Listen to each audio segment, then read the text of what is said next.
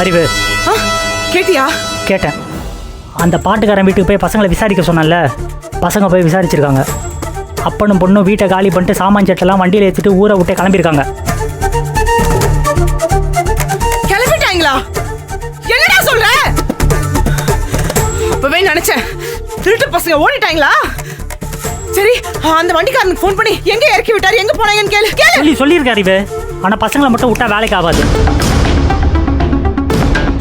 ஆமால, சரி, இனிமே யாரையும் நம்ப கூடாது. நம்மளே போலாம். இரு, நான் வரேன். மாமா, இனி நாங்க பாத்துக்கிறோம். எங்க தட்டினா எங்க அடி விழுன்னு எனக்கு நல்லா தெரியும். நான் அந்த பையில முதல்ல தூக்கிட்டு வரேன், அதுக்கப்புறம் எல்லாம் பேசலாம். மாமுல ஜெய் நில்லுமா.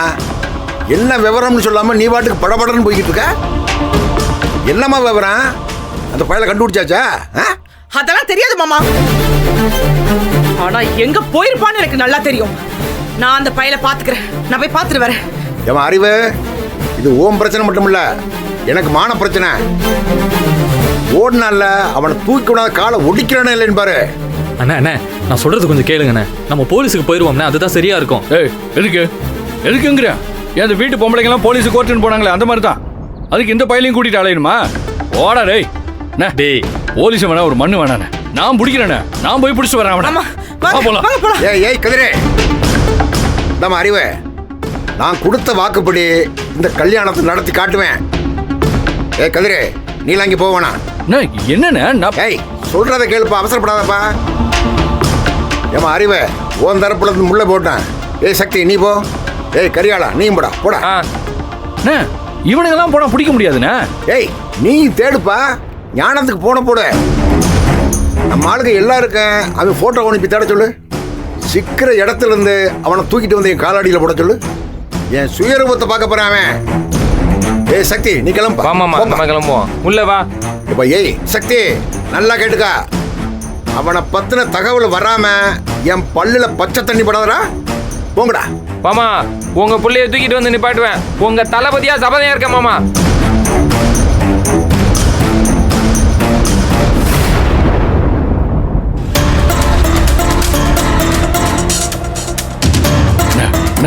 சொல்றதை கேளுங்கண்ணே. இந்த சொம்ப பைய சக்தி எல்லாம் வேலைக்கு ஆக மாட்டானே. ஏய் பேசாம இருக்குது, உனக்கு தெரியாது. நான் காரணத்தோட தான் சொல்றேன். முதல்ல நம்ம ஆளுகளுக்கெல்லாம் போனை போட்டு சொல்லு.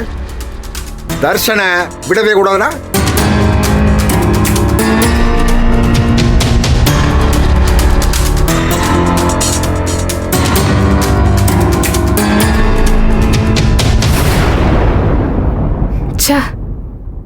எவ்வளவு மிருகத்தனமா மாறிட்டாங்க. தினமும் தர்ஷன் மேல மட்டும் இருக்கிற கோபம்லாம் இல்ல. இதுவரைக்கும் நம்மளால அவருக்கு அவமானம் ஏற்பட்டுருச்சுன்னு நினைக்கிறாருல, அது எல்லாத்துக்கும் சேர்த்து வச்சு பழி தீக்கணும்ன்ற வெறி. இனி அவர் எடுத்து வைக்கிற ஒவ்வொரு அடியும் மோசமா தான் இருக்கும்.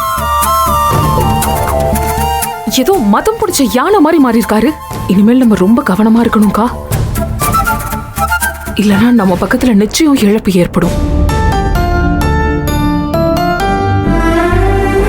தர்ஷன் இந்த வீட்டை விட்டு போனதால அவன் மேல அவருக்கு எவ்வளவு கோபம் இருக்கோ, அதை விட நம்ம மேல, குறிப்பா ஈஸ்வரி அக்கா மேல ஏகப்பட்ட கோபம் வச்சிருக்காரு. ஏதோ நம்ம சொல்லி கொடுத்துதான் தர்ஷன் இந்த வீட்டை விட்டு வெளியே போயிட்டான்னு நினைக்கிறாரு. அவங்க என்ன வேலை நடிச்சுட்டு போட்டோம் சித்தி, அதுக்காக நம்ம கஷ்டப்பட முடியாது. சித்தி எழுந்துருங்க, எல்லாம் வாங்க. அம்மா மாமா, ஏன் லாக் பண்ணா நம்மளால உடைக்க முடியாதா? உடைச்சிட்டு வெளியே போலாம். நம்மளெல்லாம் என்ன நினைச்சிட்டு இருக்காங்க இவங்க? நம்ம பவரை காட்டுவோம் வாங்க. ஐயோ தர்ஷினி, அவசரப்படாத தர்ஷினி. இந்த மாதிரி வேகமா செயல்படுறதை விட இப்போ கவனமா செயல்படுறது தான் முக்கியம்.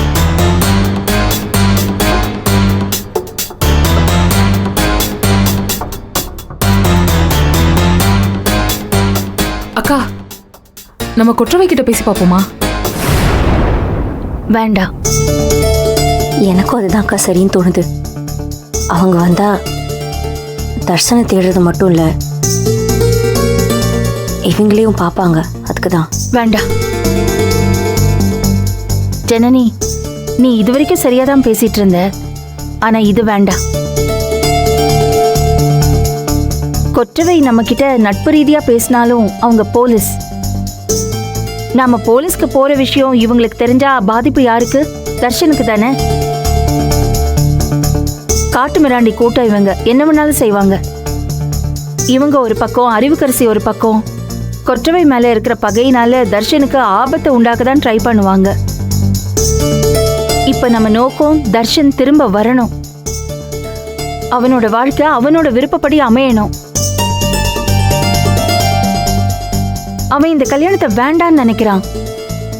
ஆனா அதை அவன் முழுசா சொல்றதுக்குள்ளேயே அவன் இந்த வீட்டை விட்டு போயிட்டான்.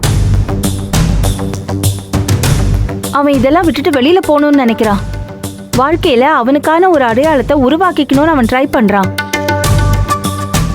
இத்தனை நாள் நான் அவனுக்கு செஞ்சதெல்லாம் பெருசு இல்ல. இந்த கட்டத்துல தான் நான் அவனுக்கு உறுதியா நிக்கணும். ஜனனி, நீ சொன்னல, அதே மாதிரி நம்ம எல்லாரும் இதை கவனமா கையாளணும். ஜனனி, சக்திக்கு ஃபோன் பண்ணி என்ன விவரம், எங்க இருக்கான்னு கொஞ்சம் கேட்டு சொல்ல. ஐயோ, யாருமே ரூம்குள்ள போன் எடுத்துட்டு வரலையேக்கா. இல்ல என்கிட்ட இருக்கு சித்தி. நாங்க கால் கொடு.